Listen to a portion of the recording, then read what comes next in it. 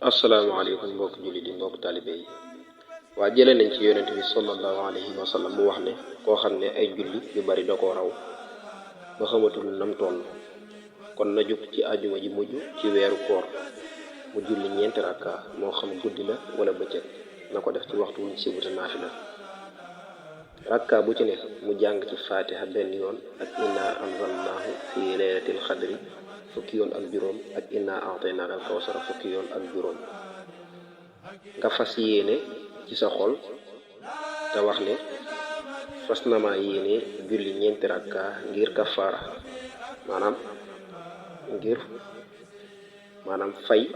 li ma rawoon ci ay julli boo sëlmalee nga julli ci yonent bi sallallahu alayhi wa sallam téeméeri yoon. Sayyiduna Abubakar wax na ne Abubakar Siddiq wax na ne nee na jëlee na ci yonent bi sallallahu alayhi wa sallam mu wax ne kafaarat ñeenti téeméeri at la maanaam julli googu waaw dana remplacer ñeenti téeméeri at kafaara ñeenti téeméeri at mu waxaat ne Sayyiduna Ali karamallahu wajhahu wax na ne